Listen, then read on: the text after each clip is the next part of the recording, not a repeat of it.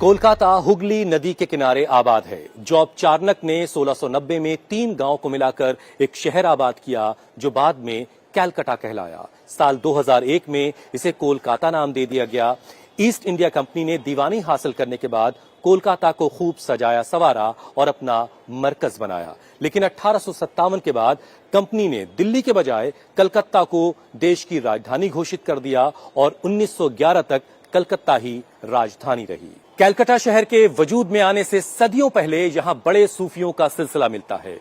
सनाउल्लाह गाजी जो सोनागाछी के नाम से मशहूर हैं, सैयद शाह बाबा और सैयद मौला अली शाह जैसी दरगाहें यहां आज भी हिंदुओं और मुसलमानों के बीच बड़ा मुकाम रखती हैं। तो मुसलमानों के लिए ये नाखुदा मस्जिद सबसे बड़ा मरकज है। टीपू सुल्तान मस्जिद शहर की शान है। कलकत्ता के लिए मिर्जा असदुल्ला खां गालिब लिखते हैं, कलकत्ते का जो जिक्र किया तूने हमनशी, एक तीर मेरे सीने में मारा कि हाय हाय।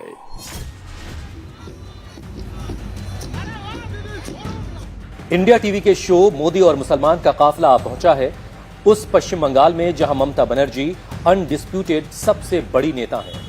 प्रधानमंत्री मोदी से लोहा लेते जो कुछ नेता नजर आते हैं उनमें ममता बनर्जी सबसे आगे हैं। 2014 में जब देश में मोदी की लहर थी तो ममता बनर्जी ने पश्चिम बंगाल की 42 में से 34 सीटें जीती थी, लेकिन 2019 में ममता की सीटें अचानक से कम हो गई। वो 34 से 22 पर आ गई। दूसरी तरफ बीजेपी 2 सीटों से 18 सीटों पर पहुंच गई। इसीलिए 2024 के चुनाव में पश्चिम बंगाल सबसे बड़ा स्विंग स्टेट है। बीजेपी अपनी सीटें बढ़ाना चाहती है। ममता बनर्जी की पूरी कोशिश है कि कम से कम 2019 जितनी सीटें जरूर हासिल की जाएं, और इसमें सबसे बड़ी भूमिका है वेस्ट बंगाल के मुस्लिम मतदाताओं की। पश्चिम बंगाल में मुसलमान पहले लेफ्ट के साथ थे तो 3.5 दशकों तक लेफ्ट ने राज किया। अब वो पिछले 13 साल से लगातार ममता को सत्ता सौंप रहे हैं। पश्चिम बंगाल की 42 में से 13 लोकसभा सीटों पर मुस्लिम वोटरों का खासा प्रभाव है, जबकि राज्य की 294 सीटों में से 100 सीटों पर मुसलमान जीत या हार तय करते हैं। इसीलिए पश्चिम बंगाल के मुस्लिम मतदाताओं का मन टटोलने के लिए हम पहुंचे उत्तर कोलकाता की लोकसभा सीट पर, जहां से टीएमसी के सुदीप बंदोपाध्याय सांसद हैं और एक बार फिर से टीएमसी के कैंडिडेट भी हैं, जबकि बीजेपी ने टीएमसी छोड़कर बीजेपी में आए तापस रॉय को अपना उम्मीदवार बनाया है। हम इस वक्त नॉर्थ कोलकाता के मौला अली इलाके में हैं और ये जो दरगाह आप देख रहे हैं ये मौला अली शाह के नाम से काफी मशहूर दरगाह है कोलकाता में। हालांकि जो बड़े सूफी हैं उनका नाम असली है हैदर अली। सूफी सिलसिले के बड़े फकीर हैं जो यहाँ पर आराम कर रहे हैं, और यहाँ इस दरगाह का बड़ा ऊंचा मकाम है और हिंदू मुस्लिम दोनों तरह की आबादी के लोगों के बीच ये दरगाह एक बड़ा मकाम रखती है। जो आपके सांसद हैं सुदीप बंदोपाध्याय, उन्होंने कुछ काम हम करवाया इलाके में? यहाँ काम भी अच्छा किए, अच्छे कैंडिडेट हैं। हाँ। अच्छे इंसान हैं। हाँ। अच्छे व्यवहार करते हैं, यहाँ सबको देखते हैं। ठीक है, ऐसे यहाँ हम लोगों उनकी तरफ से कोई तकलीफ नहीं है। बहुत आराम है, हर मुस्लिम गैर मुस्लिम यहाँ यात्री को भी कोई तकलीफ नहीं होता है। फिर से नाम बताइए। मोहम्मद इम्तियाज आलम। इम्तियाज भाई, ये बताइए कि कैसे फैसला कैसे होता है कि अब इलेक्शन आने वाले हैं, सूबे में दीदी की हुकूमत है, अब जब सेंटर की सरकार चुननी तो इम्तियाज साहब कैसे फैसला करते हैं? तो हम लोग दीदी को चुनेंगे। यहाँ दीदी प्रधानमंत्री किसको बनाएंगे? प्रधानमंत्री हम लोग चाहेंगे तो ये क्या बनेंगे, क्या नाम उसका, राहुल गांधी। तो राहुल गांधी का सांसद क्यों नहीं चुनेंगे? कहाँ पे? यहाँ पे टीएमसी ठीक है। मोदी जी यहाँ तो आए हैं तो बस हिंदू मुसलमान करके हिंदू लोगों को ज्यादा बढ़ावा दे रही है और मुसलमान लोगों को कम देख रहे हैं। वो पॉलिटिक्स, दूसरा पॉलिटिक्स कर रहे हैं वो। हम ये जो है ना आपका यहाँ तो टीएमसी ठीक है। अच्छा। हाँ, यहाँ के लिए ममता बनर्जी को पीएम बनाना है। नहीं, दीदी पीएम बनेगी। अगर बन जाए तो बहुत अच्छी बात है। अच्छा, ऐसा भी गुंजाइश है। दीदी कैसा कर रही काम आपके लिए? अभी अच्छा है। अच्छा है। किसी के नजर में खराब है, किसी के नजर में आपकी अच्छा। नजर की बात हो रही है? मेरे नजर में अभी तक जो फिलहाल वो ठीक है। अच्छा, और राहुल गांधी कैसा काम कर रहे हैं? वो भी ठीक है। कोलकाता उत्तर तारीखी जगहों से भी भरपूर है। यहाँ की जकरिया स्ट्रीट पर खिलाफत कमेटी का दफ्तर है और ये कमेटी आज भी सक्रिय है, जो मुसलमानों के बीच काफी काम कर रही है। हम इस वक्त कोलकाता के जकरिया स्ट्रीट के खिलाफत कमेटी के दफ्तर में हैं। ये दफ्तर कई मानों में बहुत खास है। ये जो कुर्सी आप इस वक्त शीशे में कैद देख रहे हैं, इस कुर्सी पर गांधी आकर बैठते रहे, यहां नेहरू बैठते रहे इस कुर्सी पर, मौलाना आजाद, सुभाष चंद्र बोस और वो तमाम शख्सियतें जिन्होंने इस मुल्क को आजाद करने के लिए बड़ी बड़ी कुर्बानियां दी, वो तमाम लोग इस दफ्तर में आते रहे। 1919 में खिलाफत मूवमेंट की शुरुआत हुई और 1923 आते आते खिलाफत मूवमेंट जो है वो खत्म होने लगा। लेकिन उसकी वजह से जो एक जुनून लोगों में पैदा हुआ, वो जुनून बाद के वक्त में देश को आजाद करवाने के काम आया, जिसके लिए गांधी ने यहां तक कहा कि मूवमेंट का जो हश्र हुआ उसके बावजूद वो कहते हैं कि मुझे अगर पहले से इल्म होता तो मैं इस मूवमेंट का हिस्सा जरूर बनता, क्योंकि ये तहरीक बहुत खास थी और उसी तहरीक ने आगे फिर जंगे आजादी में बहुत अहम रोल निभाया।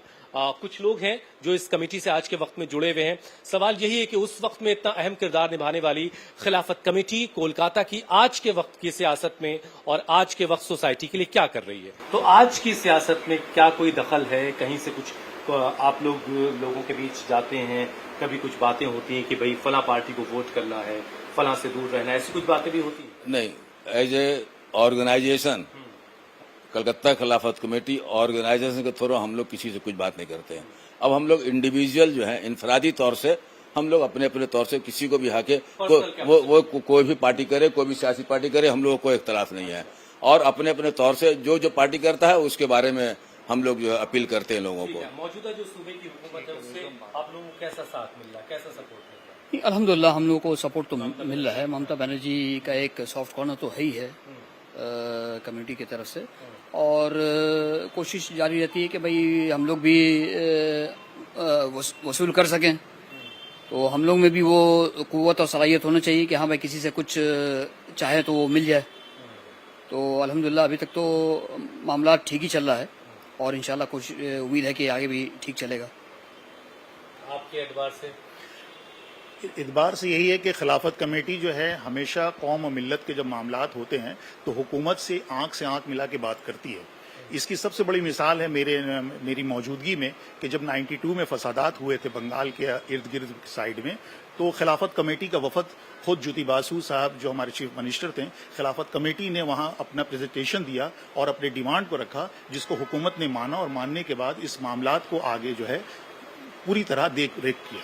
तो खिलाफत की सूबों में भी राइट्स के मामले में जी भागलपुर और मुजफ्फरनगर जी बेशक खिलाफत तो पूरे हिंदुस्तान में जब फसादात होते थे तो उसमें काम किया करती थी। भागलपुर अगर आप जाएंगे तो भागलपुर में भी खिलाफत के बनाए हुए कुछ जगह हैं जो खिलाफत ने उस जगहों को बना के दिया, फिर मुजफ्फरनगर में दिया। कोलकाता उत्तर पूरी तरह से टीएमसी के प्रभाव वाली सीट है। यहाँ करीब 21% मुस्लिम आबादी है। कोलकाता उत्तर की सभी 7 विधानसभाओं पर टीएमसी का ही कब्जा है। उत्तर कोलकाता के मुस्लिम मोहल्लों में घूमने पर एक बात तो साफ दिखाई दी कि लोग अपने सांसद के काम से खुश हैं। बहुत जल्द आपको सांसद अपना चुनना है, तो बंदोपाध्याय साहब ने कैसा काम किया? वो तो समझिए कि बहुत ही अच्छा काम किया उन्होंने, और अपने पूरे कॉन्स्टिट्यूएंसी में वो जितना अपने फंड को यूज करते हैं कोई भी एमपी अब तक नहीं किया। अच्छा जी। तो जब इस दफा इलेक्शन में जाएंगे आप जब वोट करने के लिए, तो फिर तो वो तो आंख बंद करके उनको ही दे दें। उनका काम भी दिख रहा है। ईद के मौके पे आ जाते हैं जकरिया स्ट्रीट, बकरीद के मौके पे आ जाते हैं। कोई काउंसिलर प्रोग्राम करता है तो उस टाइम अवेलेबल वो रहते हैं, वहाँ पे आ जाते हैं। ऐसे लोग के बीच बोलबाला आप ये कह रहे हैं? टीएमसी का बोलबाला अवेलेबल है। प्रधानमंत्री देखिए, अगर देश के लिए सबसे अच्छा कुछ है तो जब हिंदुस्तान में कांग्रेस पार्टी रहा है, स्लो एंड स्टेडी हमेशा जो है कांग्रेस पार्टी के तौर पे हिंदुस्तान आगे बढ़ा है। बहुत जल्दी आपको चुनना है अपना सांसद, कुछ फैसला हो सका है? वो तो अनडाउटेडली सुदीप बंदोपाध्याय ही है, अच्छा, क्योंकि उनका नेचर सेकुलर है। मैंने दूसरे स्टेट्स में भी बहुत सारे लोगों से बात की, बिहार, यूपी, तो एक मिजाज लोगों का ये समझ में आया कि स्टेट के इलेक्शन के टाइम दूसरे तरीके से वोटिंग होगी और सेंटर के इलेक्शन के टाइम दूसरी, लेकिन यहाँ पर अभी टीएमसी का ही जोर है लोकसभा चुनाव में। देखिए ऐसा है कि यहाँ पे तो हम लोगों को तो अपना स्टेट को पहले देखना है। अच्छा, ऑल ओवर इंडिया भी हम देखेंगे, हाँ, मगर स्टेट में अगर हम दीदी को अगर मजबूत नहीं करेंगे हाँ, तो अगर घर ही कमजोर हो गया तो फिर हम बाहर वालों को कैसे मदद करेंगे। पश्चिम बंगाल के मुसलमान ममता बनर्जी पर तो भरोसा जताते हैं, लेकिन वो इस बात से भी खफा दिखे कि ममता बनर्जी कांग्रेस के साथ गठबंधन में क्यों नहीं लड़ी। उन्हें लगता है कि ममता अगर कांग्रेस के साथ मिलकर बीजेपी से लड़ती तो ज्यादा बेहतर नतीजे होते। ममता बनर्जी ने जो पॉलिसी अपनाया है उसमें मुसलमानों को कसमकस में डाल दिया है। क्योंकि इनको अलायंस जो कांग्रेस इन्होंने नहीं किया है तो मुसलमानों की चाहत भी है कांग्रेस की तरफ, लेकिन वो ये सोच रहे हैं कि किसको वोट कैसे दे, किसको कहां से कैसे जिता। तो ममता जी बहुत अच्छा काम कर रही हैं, हम लोग बहुत सेफ हैं वेस्ट बंगाल में, आज उनको ही हम वोट करेंगे। लेकिन उनको चाहिए ये था कि वो कांग्रेस से टाई अप करती और मुसलमानों को एकजुट करती और उनके ताकत का पूरा इस्तेमाल करती, लेकिन उन्होंने उसको बिखेर दिया ताकि मुसलमानों के अपना खुद का हाँ जरूर बिखरेगा कि कांग्रेस, देखिए सेंट्रल में तो कांग्रेस है, ममता बनर्जी तो चीफ मिनिस्टर अपने आप को प्रोजेक्ट नहीं कर रही हैं, तो बहुत से लोग प्राइम मिनिस्टर के लिए तो प्रोजेक्ट नहीं कर रही है कि हम उनको वोट दें। आपकी लीडरशिप जिस चीज के लिए प्रोजेक्ट हो आदमी उसको ही कास्ट करता है ना। वो वैसे उत्तर कोलकाता सीट की बात करें तो यहां कांग्रेस का कोई प्रभाव नहीं है। 2014 में जहां कांग्रेस को इस सीट पर 13.8% वोट मिले थे, वो 2019 आते आते सिर्फ 2.8% ही रह गया। ऐसे में यहां कांग्रेस का कोई नामलेवा नहीं है, लेकिन फिर भी यहां के मुसलमानों तक मोदी के खिलाफ वो बातें खूब पहुंच रही हैं जिन्हें राहुल गांधी और ममता बनर्जी दोनों कहते आए हैं। हम इस वक्त जकरिया स्ट्रीट में ठीक नाखुदा मस्जिद के सामने खड़े हैं। ये जगह कई मायनों में बड़ी खास है, लेकिन 1905 की एक कहानी आपको बताना बहुत जरूरी है। जब टैगोर खुद यहां चलकर आए, बंगाल का बंटवारा किया जा रहा था और मुसलमान उसके खिलाफ थे, और टैगोर ने भी इस बंटवारे के खिलाफ अपनी आवाज उठाई और ठीक इसी जगह पर टैगोर पहुंचे और मुसलमानों से खिताब किया और हिंदुओं से अपील की कि मुसलमानों की कलाई पर राखी बांधो और मुसलमानों के साथ यकजहती का पैगाम दो। हालांकि इसके बाद वो बंटवारा हुआ और बाद में फिर विड्रॉ भी हुआ अंग्रेजी हुकूमत के जरिए, लेकिन ये वाकया ये बताता है कि कैसे यहाँ का हिंदू और मुसलमान एक साथ मिलकर के अपनी जिंदगी यहाँ बसर करता रहा है। कुछ लोग यहाँ पर हैं। आज के हालात में जकरिया स्ट्रीट में किस तरह का कामकाज हुआ है, जरा यहाँ के लोगों से समझते हैं। क्या नाम है सर आपका? आफाक अहमद। आफाक साहब क्या करते हैं? बिजनेस है। कारोबार ठीक ठाक चल रहा है? नहीं, कारोबार तो ठीक नहीं है। क्या हाल है कारोबार की? कारोबार का हालत बहुत ही खराब है। अच्छा, वजह क्या है? वजह है कि फाइनेंस पोजीशन खराब हो गया है, इकोनॉमी बिगड़ गया है। अच्छा, हम तो मोदी जी से सुन रहे हैं कि तीसरी सबसे बड़ी आर्थिक शक्ति बनने वाले हम लोग। हाँ, तो मोदी जी तो बहुत कुछ बोलते हैं। हाँ। एक भी बात सही बता दीजिए कि एक भी बात सही बोल रहे हैं मोदी जी। तो अभी जब वोट करने जाइएगा तो कैसे फैसला करिएगा? फैसला करेंगे हम लोग। तो देखिए, यहाँ जो जकरिया स्ट्रीट का है, यहाँ खिलाफत कमेटी है, यहाँ से यकजहती का एक पैगाम जाता है और हिंदुस्तान आजाद होने से पहले जो है यहाँ से मूवमेंट हुआ, खिलाफत मूवमेंट हुआ, आजादी की जंग लड़ी गई। तो हम लोग तो चाहेंगे कि हिंदुस्तान का जो संविधान है उसकी हिफाजत हो, उसके हिसाब से हम लोग वोट करेंगे। तो राहुल गांधी की मोहब्बत की दुकान है जी, उसके सामान के कुछ खरीदार हैं यहाँ पे? बहुत लोग हैं यहाँ पर। ये अमन पसंद लोगों का जगह है। ये बंगाल जो है अमन पसंद लोगों का गहवारा है। ये रविंद्रनाथ टैगोर की धरती है, नेताजी सुभाष चंद्र बोस, कवि नजरुल इस्लाम की धरती है। यहाँ पर लोग हिंदू, मुसलमान, सिख, ईसाई सब एक दूसरे के साथ मिलजुल करके रहते हैं। ये बहुत पुराना इतिहास है और आज भी मिलजुल करके रह रहे हैं। यहाँ पर कोई भी फेस्टिवल होता है तो लोग ये कहते हैं कि फेस्टिवल आपका नहीं है, धर्म आपका है। आप ईद मनाइए तो ईद हमारा भी है, सब मिलके मनाते हैं आप। हाँ, और हिंदुओं का भी जब ये होता है तो उसमें हम लोग भी जाते हैं। पिंडाल का जो ओपनिंग होता है उसमें हम लोग भी दुर्गा पूजा, काली पूजा में जाते हैं, बैठते हैं। हाँ, बिल्कुल, उसके सदर है बाकायदा। काली पूजा कमेटी के सदर है मुसलमान। मोहब्बत की दुकान और नफरत की दुकान, अभी यहाँ दो ही दुकान चल रही है। हम आए, मोदी जो है वो मुस्लिम और हिंदू का खाली ये बात करते हैं। अभी भी उन्होंने जो मैनिफेस्टो किया उसमें यूनिफॉर्म सिविल कोड का मामला लाए। यूनिफॉर्म सिविल कोड मुसलमान खिलाफ है, वो जानते हैं, इसलिए कि ये कुरान का मामला है।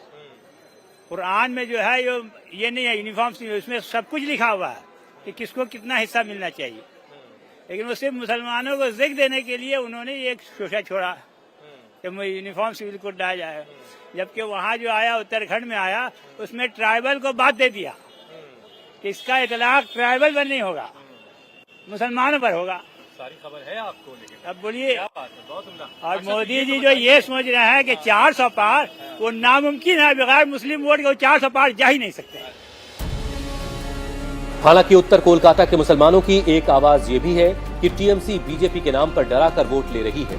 उसके नेता मुसलमानों को डरा रहे हैं कि अगर बीजेपी आ गई तो मुसलमानों के साथ क्या क्या हो जाएगा, और डर कर मुसलमान टीएमसी को वोट दे रहा है। सुदीप बंदोपाध्याय साहब ने कैसा काम किया आपके लिए? सुदीप बंदोपाध्याय इस इलाके में कुछ काम नहीं किया, कुछ भी काम नहीं किया।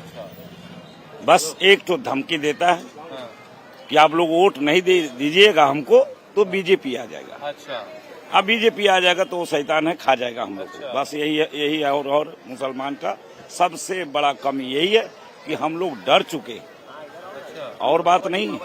बीजेपी कुछ नहीं करेगा। मुसलमान का दुनिया में किसी का ताकत नहीं है कि कुछ कर सके, लेकिन मुसलमान अपने जगह से छोड़ दिया है, डर चुका है। न सुदीप कुछ करेगा न बीजेपी करेगा। हम लोग सही रास्ता छोड़ दिए, अपना सही रास्ता पर आते तो बीजेपी क्या करेगा।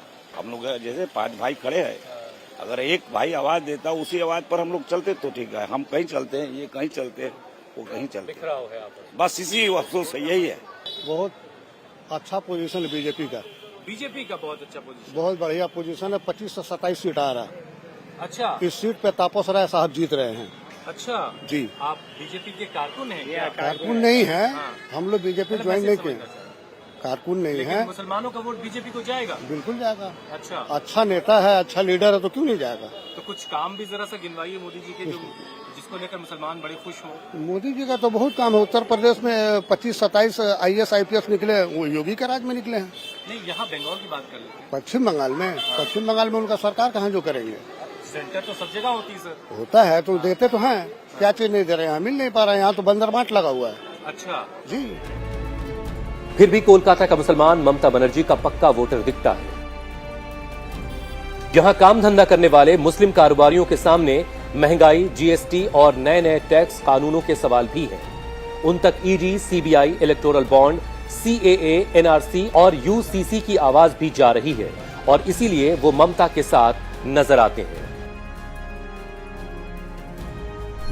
मेरे ख्याल से बहुत ज़्यादा स्टेटस को में चेंज नहीं होना है बंगाल में, क्योंकि एक बड़ी तादाद है लोगों की जो कि दीदी को सपोर्ट कर रही हैं, और उनकी कुछ वेलफेयर स्कीम्स वगैरह है वो भी काफ़ी कारगर हुई हैं ग्रास रूट्स में। के लिए मान लीजिए सीटें ज्यादा मिलती हैं तो फिर ज़्यादा तो मुझे पता नहीं, लेकिन जैसे मैंने कहा कि स्टेटस को शायद कुछ सीटें कम जाएं, लेकिन बहुत ज़्यादा कुछ उठापटक नहीं होने वाली है। जी, तो फिर प्रधानमंत्री किसको बनाना चाहिए? वो तो मेरे ख्याल से जो भी बात करे सभी की हक की, सबों को लेके चले, सिर्फ मतलब जुबानी जमा खर्च नहीं हो, सबका साथ सबका विश्वास। ऐसी कोई पार्टी है, ऐसा कोई लीडर जो सबकी मतलब ओवरऑल सभी के डेवलपमेंट के बारे में सोचे, और ये धर्म की राजनीति से हट के हम डेवलपमेंट की बात करें। ममता बनर्जी के नेतृत्व में इस बंगाल में बहुत सारे उन्नति हुआ है। वो हर एक पब्लिक देख सकता है। चुनाव में कैसे वोट होगा? वो लोकसभा चुनाव में पहले जैसे वोट हुआ, अभी भी वैसे ही वोट होगा जैसे होता है। ममता बनर्जी से वोट होगा। नहीं, वोटिंग करनी एक ही तरफा बात है, इसमें तो कोई एक तरफा बात है। नहीं, दीदी तो राहुल गांधी देखिए, मोहब्बत की दुकान का नहीं, राहुल गांधी हम अगर उनको वोट देते हैं, मान ले कि हम राहुल गांधी को बहुत चाहते हैं, लेकिन उनको वोट देते तो उनके पास ऐसे कैंडिडेट नहीं है कि जो वो हम लोग उसको वोट देकर उसको खड़ा करें। तो हमारे वोट को वेस्टेज करने से बेहतर है कि हम सुदीप दा को देंगे। क्योंकि सुदीप दा ऐसे इतना भी वो नकारे नहीं कि वो काम नहीं करते हैं, काम तो अपनी जगह करते ही हैं वो भी। अब CAA NRC का मतलब क्या है, ये अभी तक हम लोगों को दिमाग में बैठा ही नहीं है असल में। तो मतलब आपको सियासी लगता है ये पूरी सियासत है। सियासत हिंदुस्तान के अंदर में अभी सिर्फ 2 ही चीज चल रहा है, मंदिर मस्जिद और हिंदू मुस्लिम। तो गुमराह करने के लिए सबसे बड़ा पॉइंट लाया गया है अब CAA NRC, क्योंकि मंदिर मस्जिद को पब्लिक समझने लग गई है। अच्छा, अधिकतर पब्लिक समझने लग गई। इंडिया के अंदर में रुझान आने लग गया है कि अब ये हिंदू मुसलमान नहीं चलेगा, मंदिर मस्जिद नहीं चलेगा। बढ़िया क्या चल रहा है, जब से भाजपा की सरकार आ रही है बढ़िया कुछ नहीं है, बस जिंदगी कट रही है। अच्छा जी। तो ऐसा क्या हुआ? ऐसा क्या हुआ, महंगाई, लॉकडाउन हुआ, उस नोटबंदी हुआ, GST लगा, एनआरसी लगा, आप तो देख ही रहे हैं, आप तो मीडिया वाले हैं, आपसे ज्यादा कौन जानता होगा। एनआरसी कहाँ भी लग गया? एनआरसी के बारे में ये कहा सीए या एनआरसी का हल्ला करके पूरे देश में इस तरह से हंगामा किया गया तो लोग भयभीत हो गए, अफरा तफरी का माहौल हो गया। टैगोर के बंगाल की संस्कृति कुछ ऐसी है जहां मुसलमान अपनी पूरी पहचान के साथ आबाद भी है और यहां की संस्कृति में रचा बसा भी है। तभी तो मोहम्मद अली पार्क में जब दुर्गा जी का दरबार लगता है तो मुसलमान भी बराबरी के साथ हाजिर रहता है, तो कुछ दुर्गा पूजा कमेटियों की जिम्मेदारी भी मुसलमानों के हाथों में है। न कभी दुर्गा जी के आशीष में कोई कमी आई और न कभी इस्लाम खतरे में पड़ा। पश्चिम बंगाल के दूसरे हिस्सों के मुकाबले कोलकाता विकास की दौड़ में काफी आगे है, तो एक बड़े बिजनेस हब के तौर पर भी पहचाना जाता है। सियासत यहाँ के लोगों की रगों में खून बनकर दौड़ती है, लेकिन खूनी सियासत को लेकर यहाँ के लोग काफी फिक्रमंद हैं। ये कैसी सियासत है मेरे मुल्क पर हावी, इंसान को इंसान से जुदा देख रहा हूँ। उत्तरी कोलकाता से फरमान मलिक के साथ मैं हुसैन रिजवी, इंडिया टीवी के लिए।